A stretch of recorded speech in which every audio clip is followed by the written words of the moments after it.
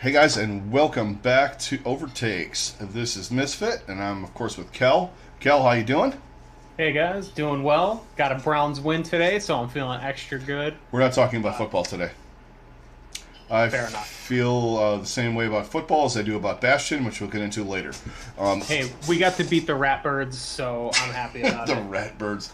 I'm not a fan of them either, but you guys Yeah. dominated. And in Fantasyland, Kel is absolutely destroying me right now because Nick Chubb just went the fuck off.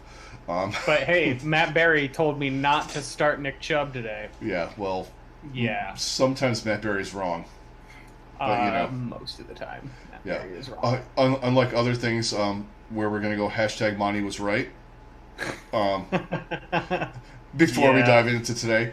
First, though, before we dive into the match and start talking about that, I want to give a shout out to Lego Man and to Totally Drunk for coming on Wednesday, talking some Overwatch League, talking a little preview stuff. If you guys didn't see it, it's up on YouTube. And we kind of broke down the match, and a lot of the things we were talking about kind of came into fruition. But let's start talking about this. So, I mean, we've had all the hype for 2 weeks, coming into this, much like a Super Bowl and all that kind of stuff. And let's talk pre-show first. I'm not a EDM person, but they picked the right dude to open that show up with Zed. He fucking lit that place up, and it was you could tell he was into Overwatch, and he was genuinely happy to be there. He wanted to be there. Everyone that was there wanted to be there. They knew what they were talking about. Like when they kind of they didn't really break too much, but it was like, you kind of knew that they were invested, unlike last year. Yeah. It was just a lot more genuine overall. I really didn't get to watch too much of the opening stuff. I was at work, and right when that was all happening, it was crazy. I was going back between watching football, watching that, and working. So Well, had a Sunday, lot going on at that point. Sunday in the grocery business. Yeah, right. But yeah, I don't like that. I mean, obviously, you guys know what kind of music I listen to, and I don't like that kind of music, but I thought it was great. And if they don't do like they had opening it up, they had a Widowmaker skin with Zed on it. You need to put that in the game. Yeah. Throwing that out there, Jeff. You were there. Come on, man. You had your guys. You got the models already. Just put it in the game. And then, of course, we had all of the pomp and circumstance and Golden. Can we talk about Golden Boy for a minute? Yes, we should, because that was the That dude little is the bit best of height the man in opening the that I biz. did get to see, and my God, that dude killed it. I mean, to go horse while you're introducing the team, Yeah. it got everybody so fired up. Yeah, he's so good at that though. It's Spot on. Fantastic job from him. And he's got that wrestling background, and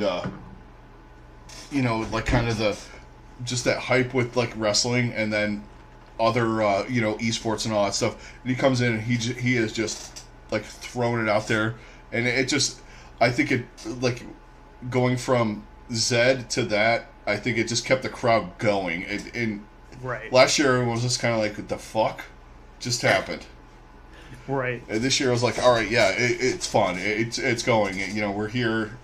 Of course, it was packed house and all that stuff. But let's start diving into this. So, first map we had, which was odd for the first map. We had Li Jiang. Yeah. Everybody's Usually every other map, it seems, or every other game in this postseason, it seems like has started out on Busan. Yeah. And for it to start on Lijiang was definitely a surprise, but at the same time, I'm not fully shocked by it. But Pun intended, not intended. Sure.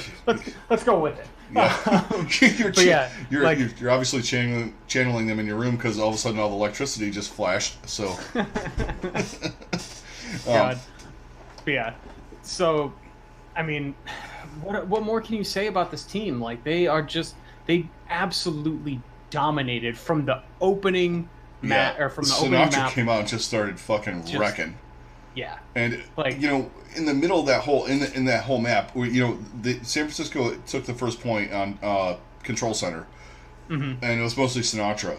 But the thing that I don't think people saw, which eventually we'll talk about later, Choi Hyobin was doing so much work on fucking Sigma that it was ridiculous. Because he had Haxel and Sinatra going back and forth on a Doomfist, and I'm like watching it going, okay, this Doomfist shit is awesome, but holy crap, Choi Hyobin is just absolutely fucking killing it on Sigma. Yeah, like, and yeah, it started like at the beginning. You're just like, oh my god, look at all the things that Sinatra's doing. Look at all of what like the rest of the team is doing. Because Haxel came out and he was fucking Haxel was people playing, too. He was unreal, but I mean, it just wasn't enough because Sinatra was just overpowering him, and it all just came down to what Choi Hyobin was doing. Yeah. And like, my God, like he just completely, single-handedly, just clapped that whole team. Yeah, and it was absurd. And I think that ended up sending what, in my mind, it did was what we were talking about on Wednesday a little bit, and I was worried about it with San Francisco. Mm-hmm. It sent Vancouver into a panic mode, I think. Yeah. Because they were losing on a control map. I mean, they came back and won the next point. And they look pretty good. They look better, and then they eventually lost the map. Right. But I don't think they were ready for the aggression and the skill that San Francisco had. They knew how good they are, and from watching tape and all that. But San Francisco was fucking up in it, and yeah, they were. I think, and like I said before, it's like one of those Super Bowl games where someone makes a mistake early, and then it's catch up and panic the rest of the way.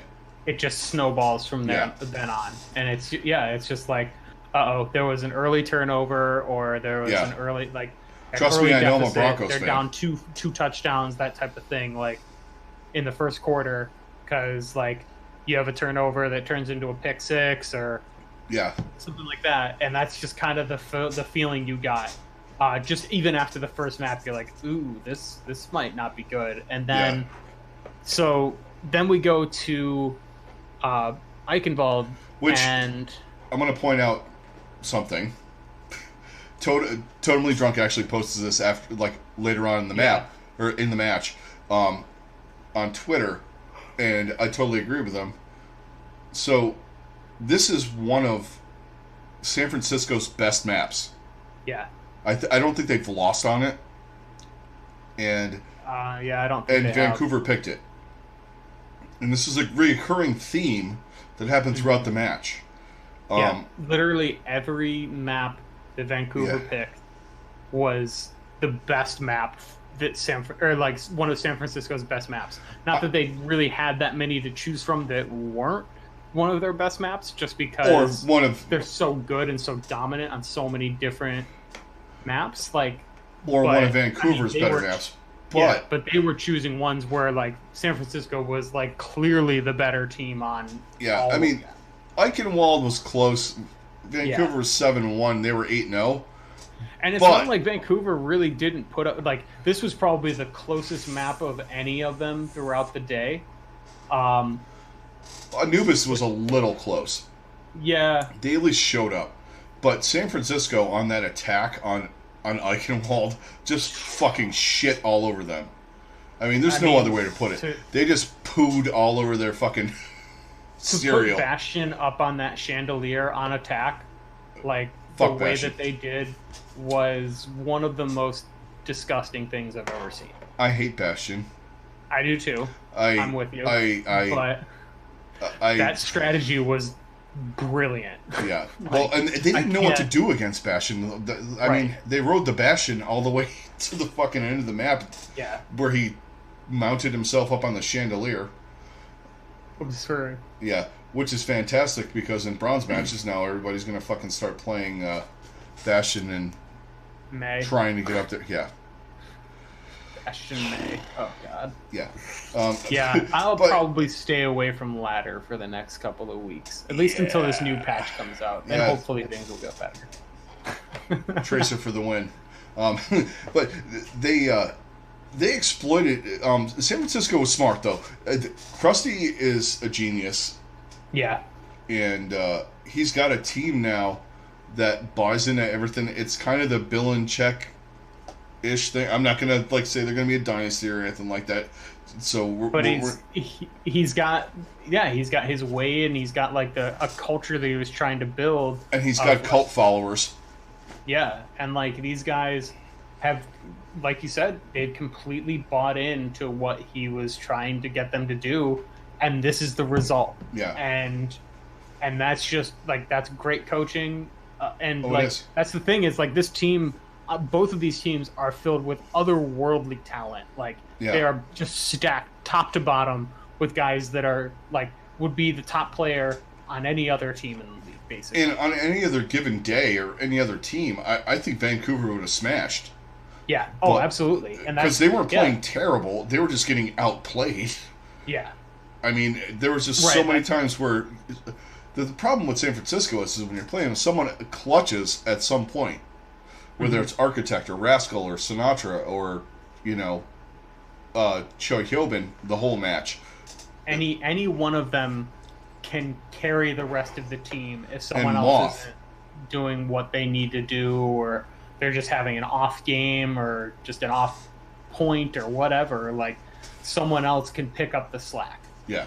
And then if no one needs to pick up the slack and they're rolling, they're terrifying. One of the most unstoppable teams ever. And that's exactly what we saw today. Yeah. And that's what we saw on their final defense of Eichenwald was, oh my God. I mean, did they even get a tick? No. It's absurd. They got relatively close to the point a couple times. They would get 2 kills, and then someone would do something for San Francisco, whether it was Architect or Architect, Rascal, or because they had one of those. Oh yeah, they weren't running. They were running on that one. They were doing this on the hybrid maps or the escort maps. They were running Rascal and Architect, and the rest of the maps they were running, what you're used to seeing, Sinatra and Striker. And actually, they might have run. They run Architect and Striker. No, they didn't. All right, never mind. I don't think they did. But they were just. I don't understand, because you watch these. This is just a side thing on the Eichenwald map. You watch all these side videos and stuff. All these guys are Bastion's trash.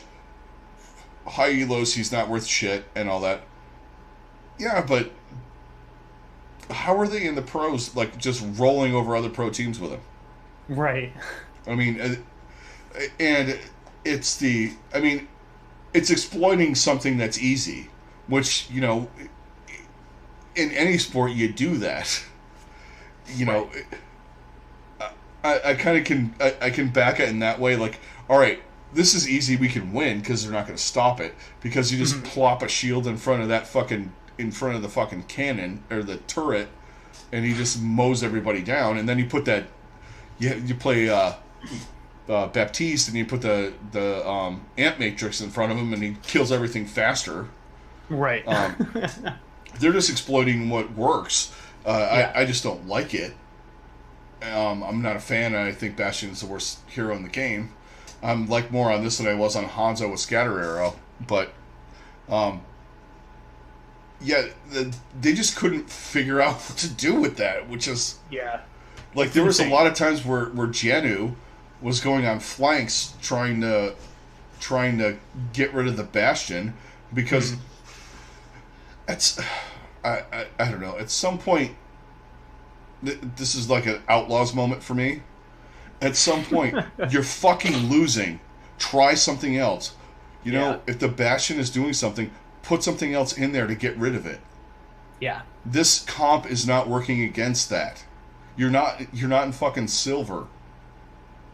You know what I mean? It was like I don't really know what else Vancouver could have done. I mean, obviously there's other things you could try, but like in that moment, like are there even things that you practiced or that you've even theoretically toyed with that you would be like, well, we're losing anyway, we might as well try this? Like I don't even know what else you try to do like when you're just getting rolled, because like it's not even like they were just getting simply outplayed and out talented basically. Like, well, yeah, and there were times when they were trying to rely on Twilight to take out I believe it was Rascal on Farah. Farah, yeah. So your plan is to have your main support take out the main damage dealer. What I mean, he had like a stupid fucking piss bomb where he threw it like up on that weird tower in the middle of he bounced it off the tower and he took out Rascal, and I think he might have took out Moth, but he got killed too, so they were done. Right. Didn't matter. Yeah. It's like, okay, you're down to support now. Like, and, yeah, you got those two, but like the rest of your team died because you didn't use that grenade on your team. Right. And there was something that was bothering me. Maybe it bothered me. There was a little too much arrogance by the coaching staff of Vancouver that they were going to win. Like, we're Vancouver, fuck y'all.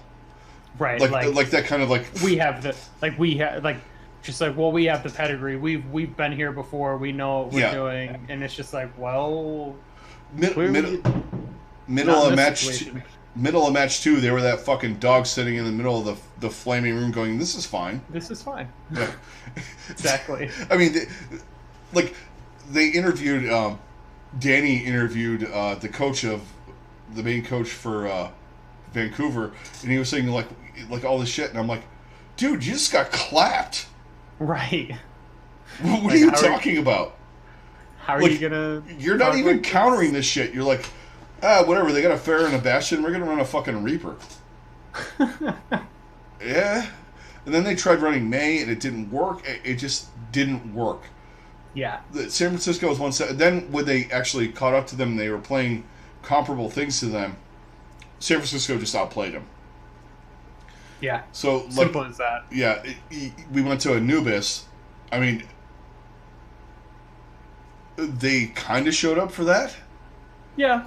They were better in the mirror comps when they were doing like the Doomfist, the Moira Doomfist, that whole double barrier thing.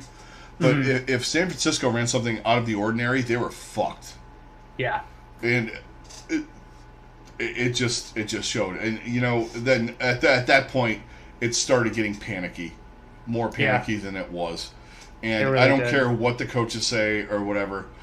Those dudes were freaking the fuck out, trying to win. You could see it, and Absolutely. And the crowd was like, every time like Sinatra would go in and get like a 4 kill, the crowd would start going nuts, and the Vancouver just wither. It is the only way to put it. It was a bloodbath, really, through most of the match. Yeah, I mean, it was just, it really started to get ugly once you started to get into the final map, because as soon as they lost, why am I blanking on it? Anubis. As soon as they lost Anubis, I feel like they knew it was inevitable, and they just couldn't do anything, and they getting held the way that they did on point 2 definitely didn't help things, and then they you could just kind of see it on their faces once you went into map 4, oh, this is it. I mean, we're done. It's unfortunate with some of that stuff, but I think sometimes guys like Bumper, he wasn't in because he isn't as good as Tizzy on the heroes that needed to be played. Mm-hmm. But guys like Bumper, they ooze this weird confidence Yeah, and I think they were missing. And they were missing that. It was similar to how we feel about New York when they don't have Saviobi out there. Yeah. Like they're a completely different team when he's out there. Yeah. Like and it's not like Vancouver has been bad with Tizzy in there. No, I mean they went through the winners bracket, but they haven't been that dominant force that they were when Bumper was there, and that just like, oh my god, like look at this crazy shit that they're doing and they're getting away with, and then just curb stomping people with, basically. Yeah. And like they were really they were lacking that the whole playoffs. Like yeah, they were winning and they came up with clutch plays and like they were playing really, really well, but it just wasn't enough. No, it wasn't. And there was like no, it felt like they were on the heels from minute one of the game. Like that first initiation on Li Jiang, it was kind of like back and forth, and all of a sudden Sinatra went nuts, and it was like after that they were on their heels, and it was bad. Yeah. They didn't necessarily play bad; they just got outplayed. Mm-hmm. And on any other given day with a different team, they would have rolled. Like if someone happened to sneak up and beat San Francisco. Mm-hmm. I think I definitely think they would have won. They would have won. I think the biggest thing for them is it didn't matter the lineup that Shock put out. Like they played with that edge and that chip on their shoulder, no matter who was in there. Actually, the worst case scenario for Vancouver was that they lost, and not to them. Like they lost early. And they got pissed off, and that whole team has that fuck no kind of attitude. You're right. I think it might have been a very different thing had San Francisco just kind of come in and like stomped Atlanta, or like at least beat them in that match. I think it would have been a very different playoff run. But I think them losing to that, like, it just put them in a different mode, and when they're in that mode... They play better when they're angry. Yeah, exactly. And they were pissed off, and like they're a team that when they play pissed off, no one can stop them. No. They're the Bruce Banner of the fucking Overwatch League. Right. You don't like me when I'm angry. Exactly. A couple of the other things, though, that I pulled away from this... I think as good as Vancouver is, they need to work on some things with their tank line. Yes. Well, their main tanks, I guess. Because Janu can play anything. They need to get one of either Tizzy or Bumper to be able to play any main tank. Yeah. I think that really has hurt them. Obviously, it didn't do anything to hurt the Shock. By having Super not play at all. Yeah, I mean, Smurf was better on... He was better on... I mean, Tizzy was better than Bumper on those, but it seemed like Smurf was a better option. Yeah, for sure. On those tanks that are necessary in this meta. Well, obviously, the tank. The biggest difference for both of these teams is one team had Choi Hyobin, the other one didn't. I don't care how good Janu is. Yeah. Choi Hyobin is just better. Yeah. Like, my God. And we talked about earlier in the year that we thought he should be maybe MVP of the league. Yeah. That dude, and Bren actually stated it the best on the post game, which is odd to say because he's usually memeing about fucking 1v1ing somebody. But that dude, when he actually talks Overwatch League and talks like not trying to fucking stir the pot, he actually comes up with good stuff. And one of the things he said was Choi Hyobin has been the best tank in the league. I'm paraphrasing. You know, he changed the way people play Diva and Goats because everyone was doing the defensive thing, and he went after people and tried to eat up the grab instead of trying to do the bomb grab thing. He played when we got into the the Hook thing, he was the best Roadhog. Oh, for sure. And then we got into this meta, and he's the best. He's the best Sigma. Sigma, yeah. So, I mean, it's his versatility, yeah, and just his skill at all of these things that just takes such extreme timing and just skill overall. Like, is insane. Yeah, it's big brain shit. It really is. And it's not mechanical necessarily. He's really good mechanically, but what I'm saying, it's the alt tracking, all that stuff. Like when he was on Diva, he knew when his situational awareness is ridiculous. It's unparalleled because he would know when the other damn Diva had Grav, like before the other Diva knew before the damn Zarya knew they had Grav, and he was just waiting in the wings. Same thing with Sigma. He knew what to do. He knew what their Reaper was doing. He knew what their Orisa was up to. He just knew everything that was going on. And well, he's also really good at getting value out of his Sigma alts, and I think that's something that just about every other Sigma player in the league really struggled with, is like getting true value out of it. Because even if he didn't get picks, he was still able to either follow up and get picks, or it zoned out, or like he always got some kind of value out of his ults, and that really was the turning point for most every match that they had in this game. Well, and that honestly is the biggest thing with most Sigmas anyway. A lot of people do not get that value.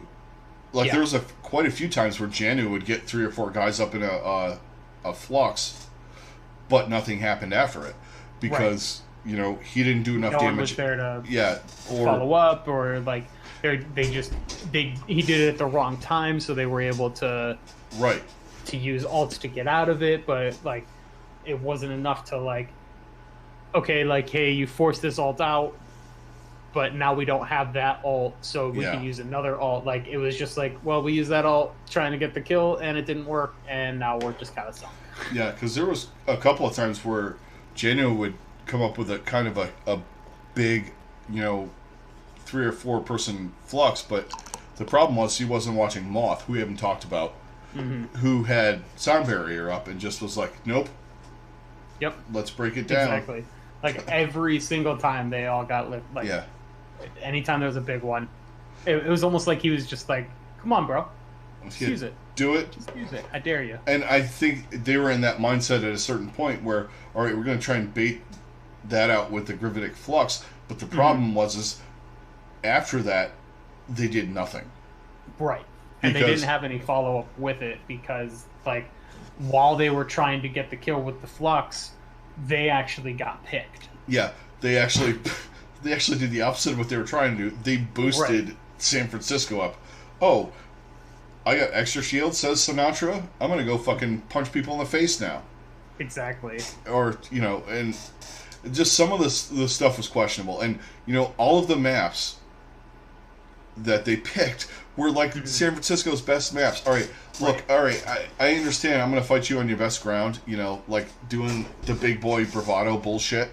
But at a certain point, you got to play to your strength and not try and stick it to them. Right. Because by map 2, after map 2, they had all the confidence in the world. You going on to their next best map was just fueling. It was just not Dallas fueling, because that would have been a loss. I got one in. Yes. As I'm wearing my Toronto Defiant and Mayhem gear at the same time. Combined, probably didn't have as many wins as the Fuel this year, but Anyway, what I'm trying to say is that you were playing like into their shit. I don't understand that strategy. Yeah. That would be like in the Super Bowl, like a team saying, all right, you're a passing team. You know what we're going to do? We're going to run 8 men in the box. Beat us with the pass. Yeah. Okay. Go ahead and throw it. We're ready for the run, though. It's like that would be like, well, that's my team right now. That would be like facing the Greatest Show on Turf Rams with Kurt Warner and being like, beat us with the pass. Yeah. Oh, we're gonna keep okay. we're gonna keep our eyes on Marshall Falk. Yeah. Like hey, running great running back, sure, but got 9 wide receivers that can fucking run 4.40s. Kurt Warner. Yeah. No? You're not gonna try. No. Okay. Cool. That's fine. God. Yeah. That's honestly, if you want to go modern, that's like just we're gonna play in the paint against Steph Curry. Yeah. Cool, Steph. Beat us by shooting threes. Yeah. You're not gonna drive though. You're not gonna drive and kick. This is our house. Yeah. Pretty much. Yeah. And some of that stuff is questionable to me. I understand it on the first one. You know, they'll be like, all right, we're going to kick you in your fucking house. After and that... maybe even the second one. But, because, like, I mean, even though Eichenwald is, like, San Francisco's best map, like, it doesn't mean Vancouver wasn't also really good. Yeah, they lost once on there. But because, like, the other option was... Nimbani, which both teams are really good on too, so like it's just a matter of pick your poison. So, right. Like I get that, but yeah, like there were just questions I had with that, and the strategy in that second map, like we're gonna let Twilight try and take care of the fucking Pharah. Right. That's like fucking bronze bullshit. Yeah. Oh, you have a gun? Shoot the Pharah. I'm gonna still play I'm gonna play Reaper. Fuck you. I'm gonna keep playing Doomfist. Yeah. Against the Pharah. Yeah. I can hit her. Can ya? Like the match I had last week. The guy said he's gonna tank with Genji. Yeah. I'll just tank. Last week. How'd that go up? Last month, like before they switched to 2-2-2. Yeah. Oh God. I was playing support, guys. We don't have a tank. I'll tank with Genji. Okay, I'll just accept this loss and. Well, I already know where this is going. Yeah, there was just some counterplay that I was like. At a certain point, you got to go. They're not changing off of this because they're wrecking us. I don't understand that in the pro level sometimes. Yeah. I get it to an extent where we want to run our game plan and we want to run the meta, but when they're fucking the meta and literally fisting you in the asshole, you might want to stop them. Else. Yeah, like try anything else. Okay, bad analogy with the fisting because there was no fisting on that. They were shooting rockets up your ass. Yeah. The whole fucking map, and then Bastion's up in the corner just blasting everybody, and you're just like, yeah, we're gonna run double shield. It ain't working, dudes. Yeah. I just totally next meta, Isam. Yes, Genji main tank. He's actually. It's gonna be a new thing. It's gonna be just deflect tank. That would be dope. Give him a little bit more armor. They nerf his damage. All he can do is dash and deflect. And deflect. He doesn't have any shurikens, or his shurikens do like 10 damage apiece. So he would be like a MOBA tank. Yeah, basically. Some off-brand MOBA. And he only gets like 300 health. Yeah. But his ult can fuck everything. Yeah. Same. Yeah, exactly. Size of Rhine Shield. Yeah. He can deflect Rhine hammers. It's like twice the size of him.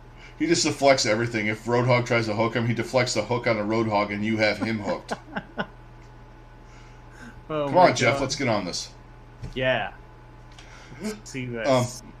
But yeah, and I am going to say one thing. The broadcast was amazing because Uber and Mr. X were doing it. As bad as the match was, they made it compelling. Oh, absolutely. And they always do. They looked like they would have gone to Tony Soprano's wedding, wearing what they were. Dude, those guys in the 70s when Tony Soprano would have gotten married. Dude, those guys hit the Amazon fucking Chinese sites like big time. Those shirts, man, I love them because I like. I don't normally wear collared shirts, but when I do, I don't do anything plain. I do something fairly ridiculous. So I dig them a lot. Oh yeah, it was great.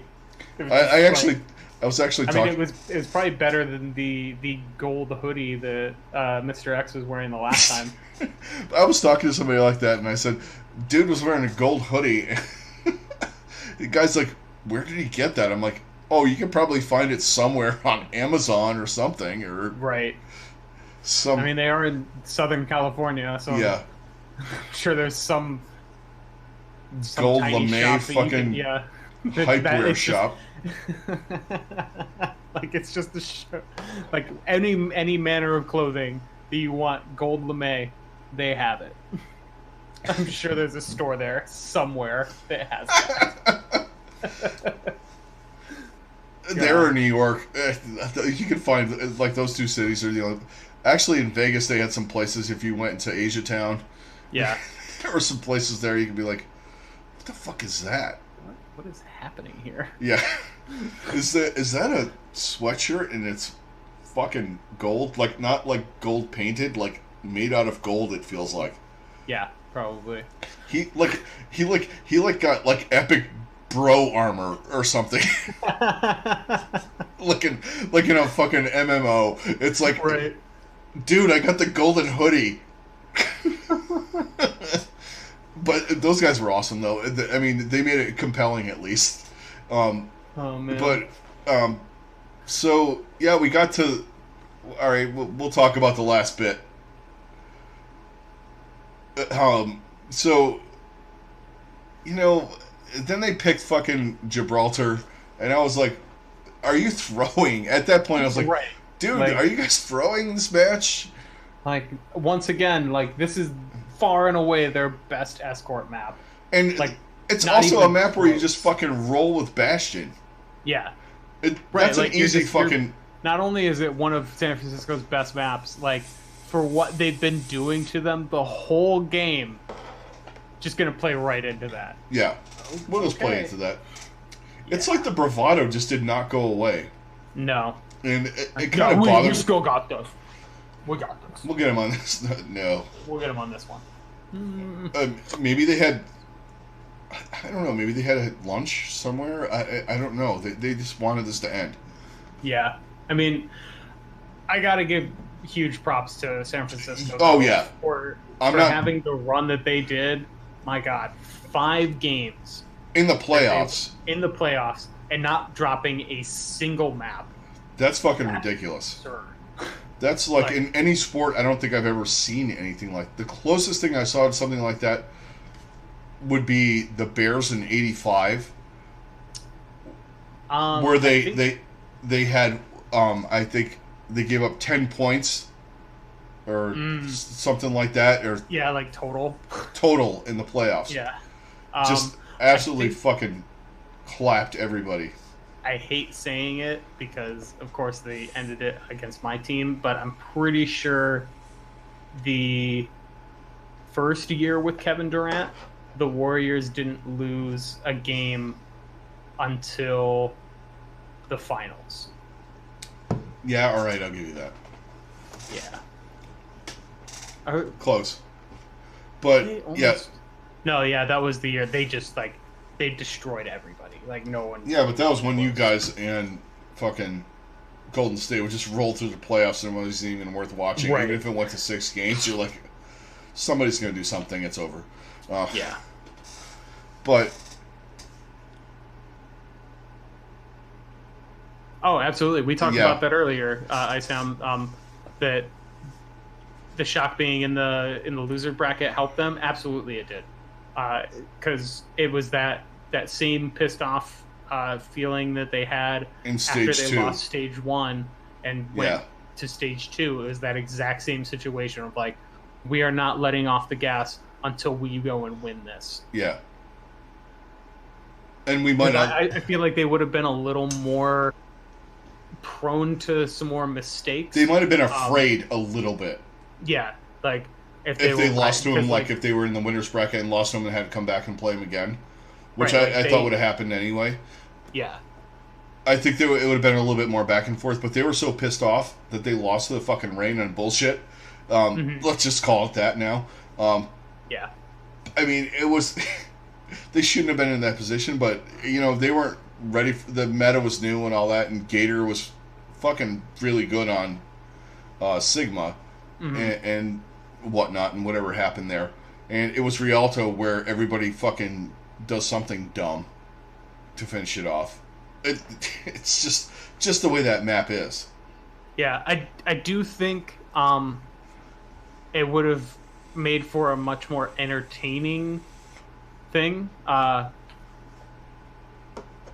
It probably hurt the Titans a little bit not playing them, but I think more so, I don't know. It would definitely be interesting to see, like, thinking about how things would have shaped up had the Shock beaten the Reign.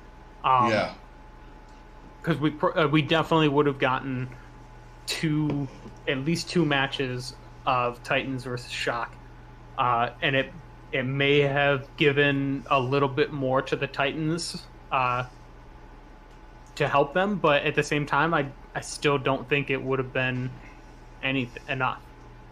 Yeah, and the Titans are good when they get to play somebody or they get the feel of what they do. Mm-hmm. The Shock are just a juggernaut. Like, when they're focused, you can't stop that. Right. The Titans are more, like, I don't want to say it this way, but they're more cerebral. Not today, because their coaches were fucking, like, thinking that they were playing, like, a round 1 Apex tournament. Right. And just trying to flex, and they couldn't. That's the biggest thing. My biggest argument for the Titans is their coaches kind of put them in a bad spot. But absolutely, the Titans are, like, if they had played them in the playoffs, those players would kind of know what they were doing. Yeah, you can watch film and all that. It's different than playing directly. For sure. Well, because, like, not even just that, like, comparing watching film of them playing against somebody else, like, you don't know exactly what the other people playing against them, what their complete plans were of what they were going to try to do. And their skill level's different. And their skill level, and, like, it's hard to make those comparisons, whereas, like, if you do it and you go back and watch the tape, then like, you're this is what we did wrong. This is exactly what we were doing wrong that we should have done differently here. And they're really they're really good at figuring that out.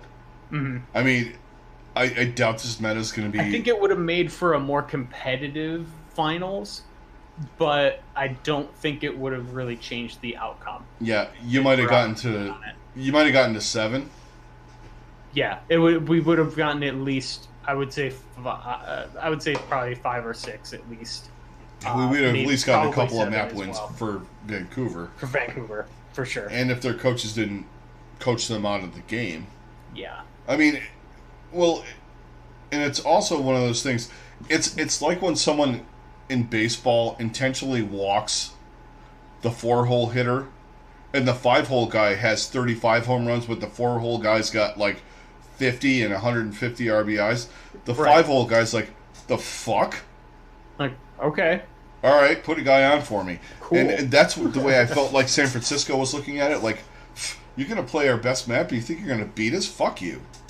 Yeah. And they were just, like, fueling that San Francisco, like, confidence. They're like, okay, we know this map better than you do, but all right, yeah, if you want to play it, let's go. I definitely think things would have been a little bit closer. Oh, yeah. They played each other twice, but I still think the outcome would have been the same. I really do. Yeah. I mean, metas aside and all that stuff, these are the two best teams in the league, for sure. And I was glad that they played each other, because I really was, like, semi-cringing at the fact that we might have something like a Hangzhou-Guangzhou match. They're good teams, but they're not, like, the upper echelon to me. of teams in the league. So I'm glad we got that instead of something anything else really. Yeah. Right. Really, the only other team I would have wanted there is, and even then, like, yeah. New York still never lived up to that. I do recommend going and watching it, Iceham. Like, it's definitely interesting. You could probably, I mean, do what I did. I only watched really watched the first 2 maps, and then if you want to like skip ahead to the 3rd map and just watch everything fall apart for Vancouver when they finally lose. Yeah. That and then the Gibraltar is just a waste of time because it was over. Yeah, and you could feel it though. Like they're going to the desk at halftime and like Zoe's like, wow, this is exactly what we wanted, and she's like trying to hype up the thing, and I'm like, wow, you were the person at the halftime of the Super Bowl going, well, there still is a chance. Right. Yeah, the second map was definitely the best. It was good, but that was the closest that Vancouver really got to taking a map. I think Anubis was the best played map.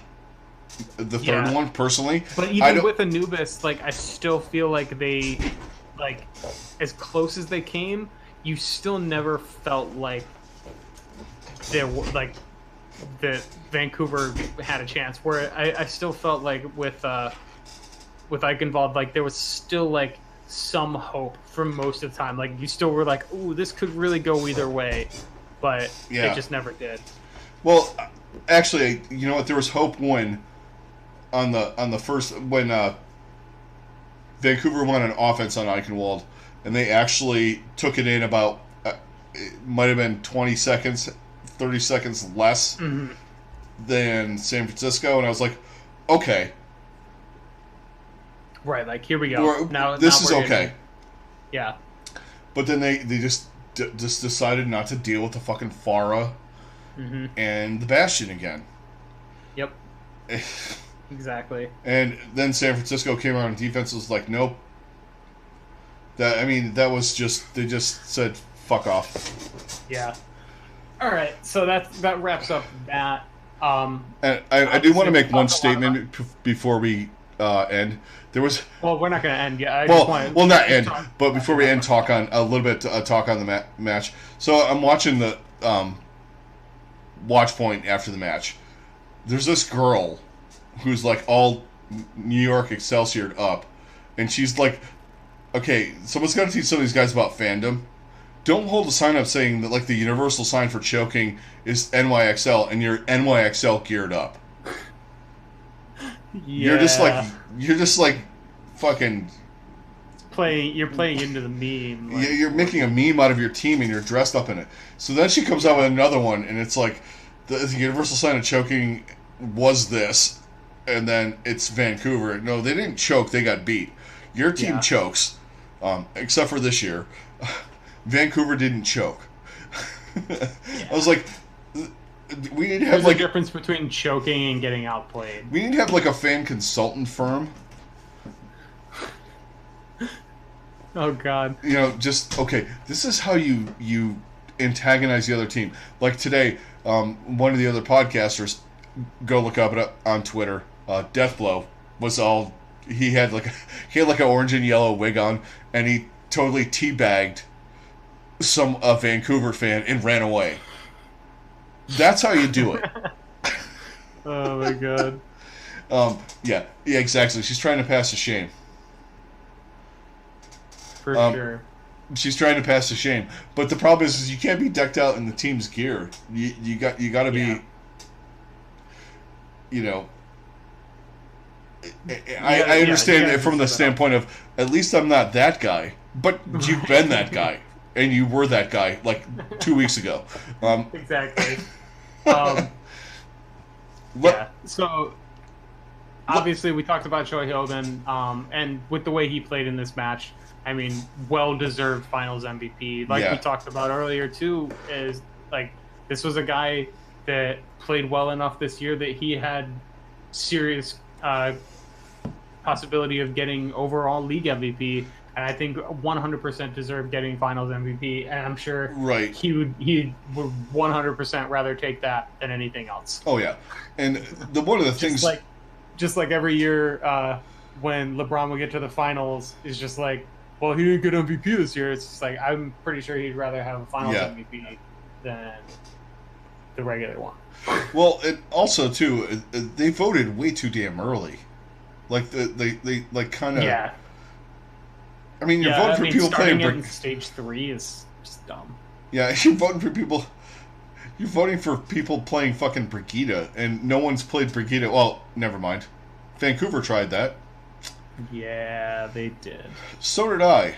I tried that. You know what? But all right. To be honest, and I'm going to say this, Lijiang Control Center is one of the only places where Brigida can work right now.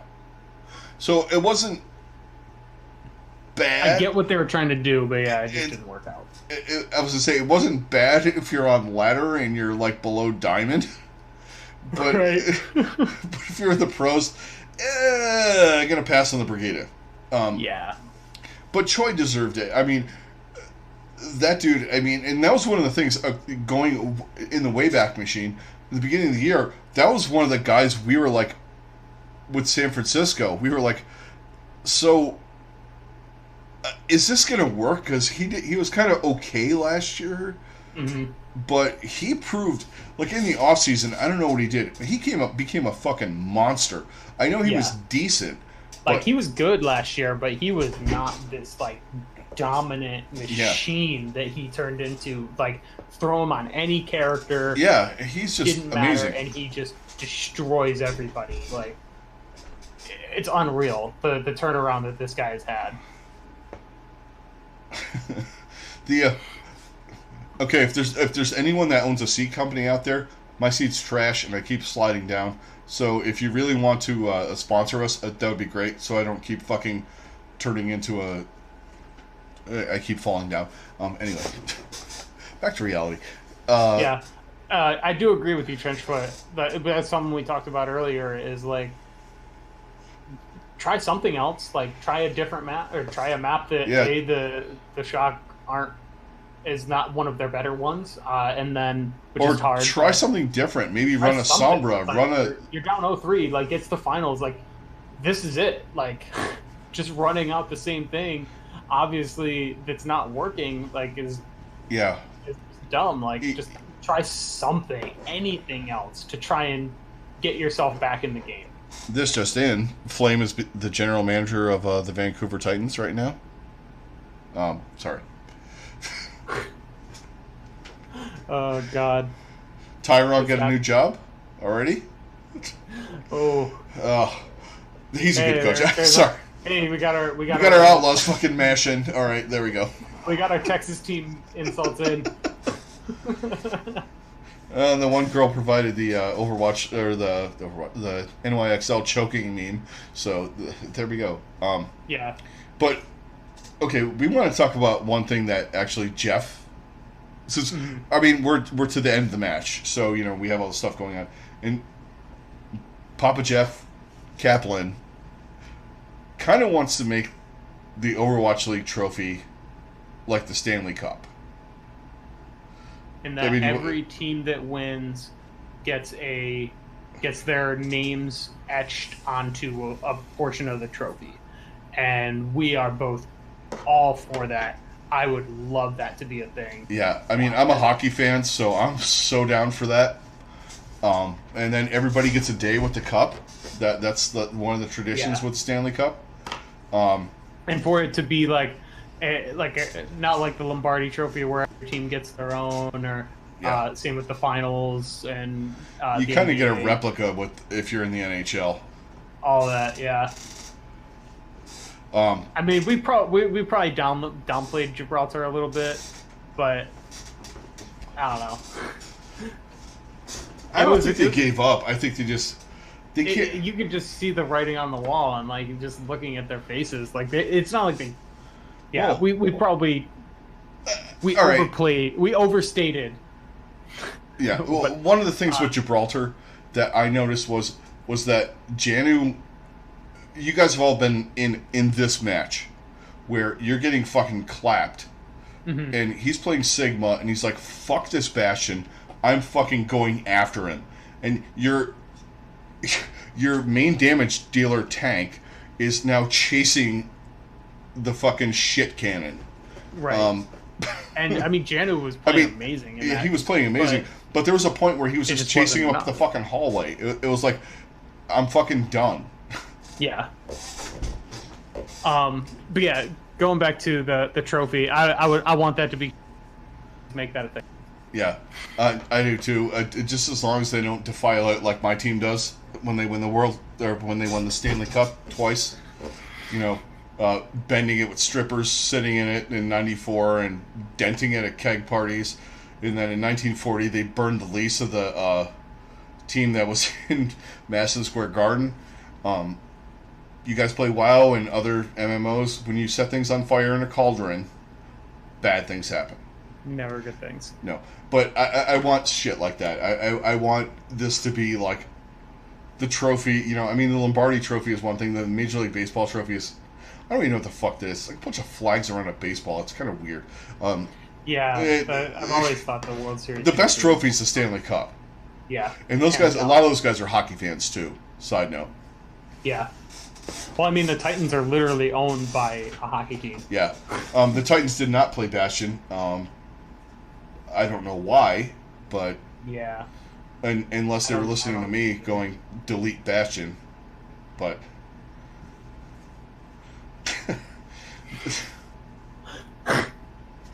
oh my god, they didn't really play a whole lot of Bastion. It hurt them. Like that's another thing. It's just like why didn't you even bother trying to do that?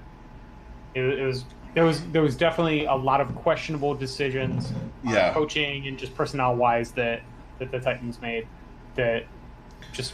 I mean, at one point, sunk them. But then looking at it again, like how of a difference would it have made? The match would have been closer. It would have been closer. I don't know. I don't think the outcome would have been different. Changed the outcome. Yeah, exactly. But, you know, at the end of the day, you got to look back and go, you know, why? Right. Why didn't you try anything? Exactly. And they flat ran the meta. I mean, for the most part. I mean, they would swap up and play May or something like that.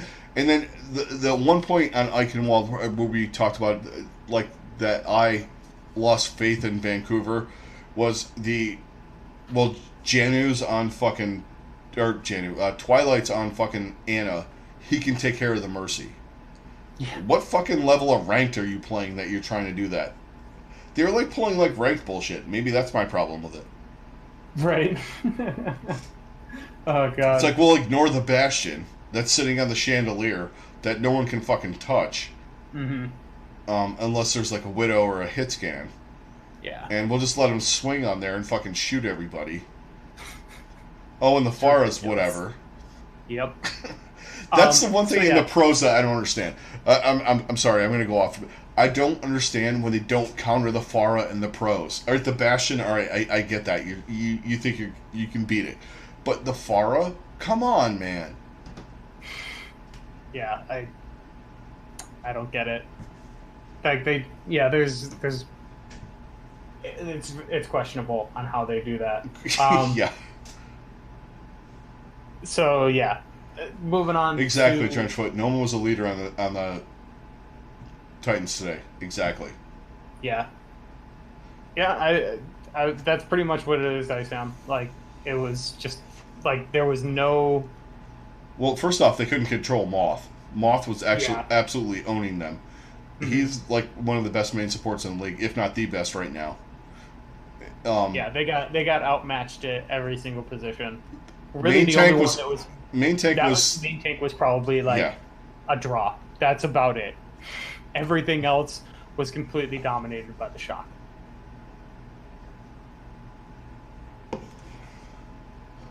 Yeah, and that's exactly it. Choi just ran over Janu, and that's saying a lot because Janu is an incredible player. Yeah. Choi is just a little bit... They were just a little bit better at everything, except for... Yeah. Well, I mean, their DPS just absolutely fucking shit on them. It's really the Shock's DPS were just way better. They just, for as good as Haxel is and Summonsue, whether they had Sinatra and Stryker in there or they had Architect and Rascal, they just fucking crapped all over them. It was just ridiculous. Like they had like no. They didn't swap. That was the thing. I was like, try something and don't swap to May for Christ's sake. Try and do something different. They put the May wall up in front of the Bastion. I'm like, okay, that's 2 seconds. And oh look, he's got the Amp Matrix in front of him. Now you're fucked. But yeah. Yep. All right, and then so yeah, I mean that wraps it up for most of that stuff. There are a few things coming up that we are going to be looking forward to and keeping an eye out as far as the world of Overwatch. So what is it? Is it later this month that we get the Contenders Gauntlet? Yeah, and we're gonna try later in October. Yeah, we're gonna try and talk to Thorn Range. I'm gonna be in Italy until the 17th, 18th, so I'm gonna be off the radar for a bit. Sweet Jesus, Trenchfoot.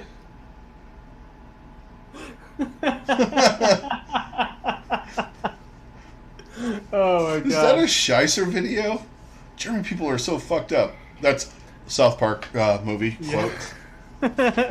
Mom, you weren't in a Scheisser video, were you? No. All right, but yeah, we've got the Contenders Gauntlet coming up, and that's going to be there's going to be some really, really awesome matches with that. Yeah. Because the way that they have it all set up is going to be really cool. So we'll definitely be keeping our eyes on that. And I talked to Thorn Rain from Blackwatch Report. We might get him on at some point when I get back. I got to look at the dates and all that stuff. Because we want to talk this. And we might set up something local here. I know both of you guys in chat are not from around this area, but hopefully we can get some news out around here and we can get some things set up with some people around here. It would be cool. Yeah. We want to get some things set up, in the Northeast Ohio area. Get some of you guys out and about. You got here late. Okay, Trenchfoot, easy rundown. Zed was way better than fucking DJ Khalid. Clap by the Shock. Here we are. Yeah, pretty much it. Choi Hyobin's a beast, and that's it. Choi Hyobin's a beast. Golden Boy should introduce everything all the time. Everywhere. Yes. Like, I want Choi Hyobin to, I want Golden Boy to introduce me walking into work. Yeah. That would be awesome. Yes. Choi Hyobin introducing you walking in somewhere would be kind of weird and cool too. Yeah. Yeah, whatever, I'll take it. I'm already married, but it's like I'd get remarried to have Golden Boy introduce us coming in.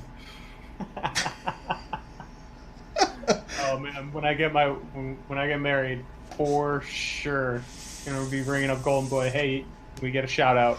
Yeah. Oh man.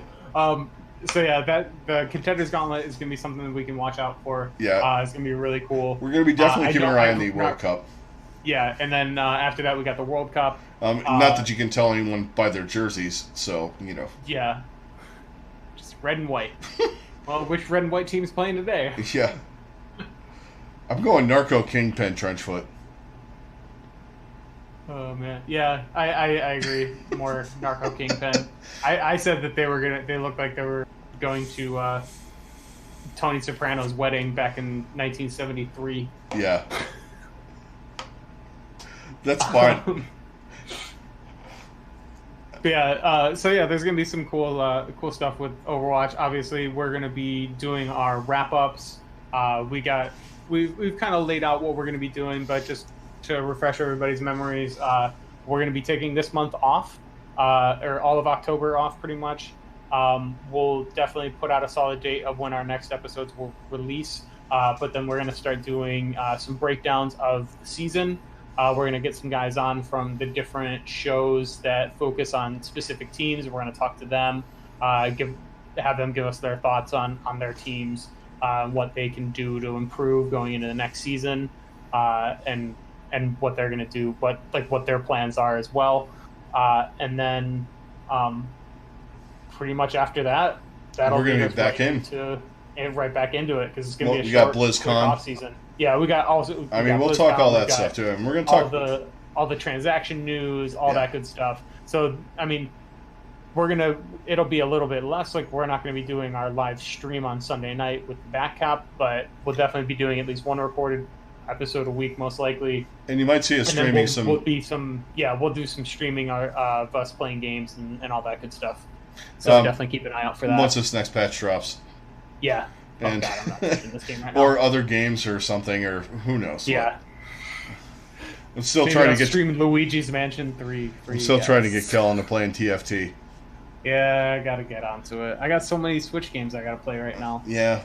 Because as soon as I'm done with Dragon Quest, I gotta dive into Link's Awakening, and then once I'm done with that, that'll be about the time that Luigi's Mansion comes out. So yeah, and a lot coming up. Yeah, I'd say if you want to come on and do a Philly episode, I'd be more than happy. Yeah, That'd definitely. Be awesome. Yeah, we'll definitely have you on, man. Because I don't know if there is a Philly specific podcast as of right now.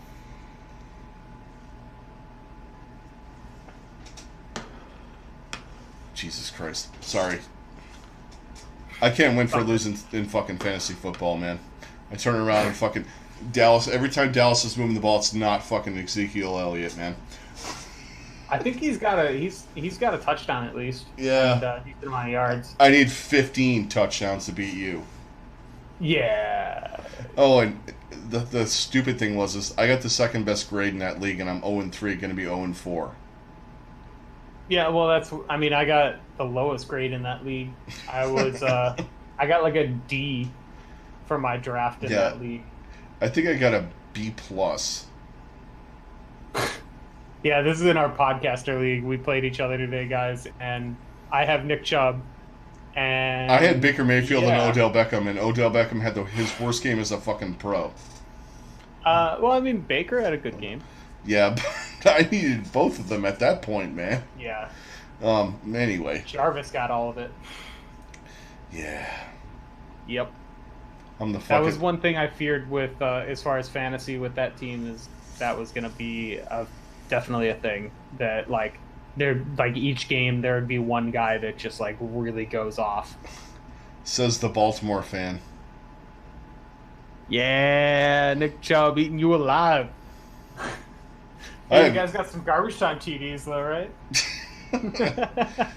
I have nothing to say because I'm a Broncos fan and my team is garbage time all day long. So we're the kings in the north. God, you guys gotta stop with that shit. You gonna keep going with the dogs too?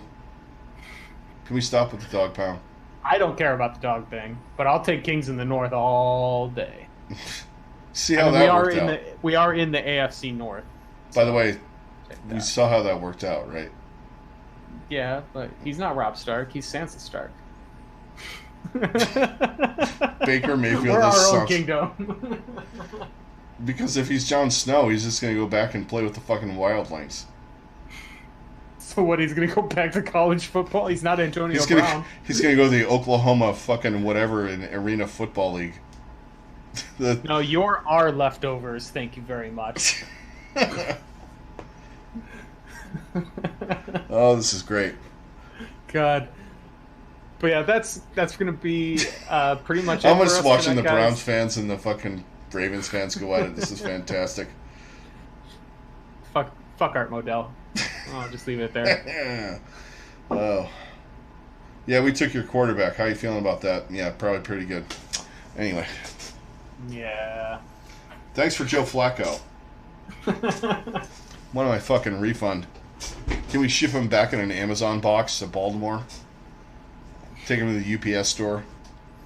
Actually, he's not the problem, so I'm going to fucking keep going on that. No, there's much deeper problems on your team. Way more layers Joe to that. Flacco. It's much like the Titans coaching today. Yeah. We'll just leave it at that. Yeah, for sure. All right, guys. So, thanks a lot for joining us. The season's been fantastic. All of you guys have been great. All of you guys that are in chat, Trenchfoot, Iceham, we appreciate all the conversations we've had over the last 6 months on here.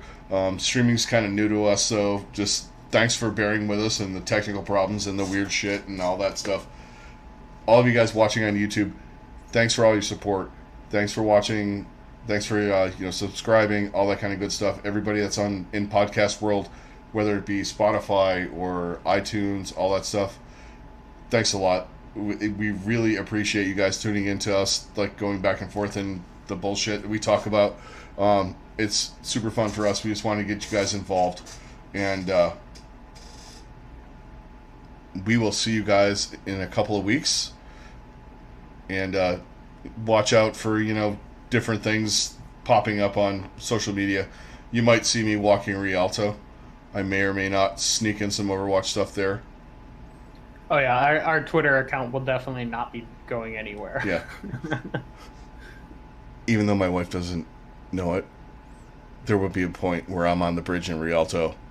Just saying. Fair enough. With maybe my Lucio fucking shirt on. Perhaps my Zarya shirt. Ready to boop. Yep.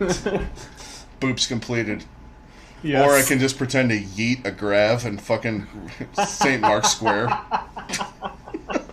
I'm Nene. Right outside a church. Just go right outside any church you can find. And what the fuck is that moron doing out there? He's yeeting a grav.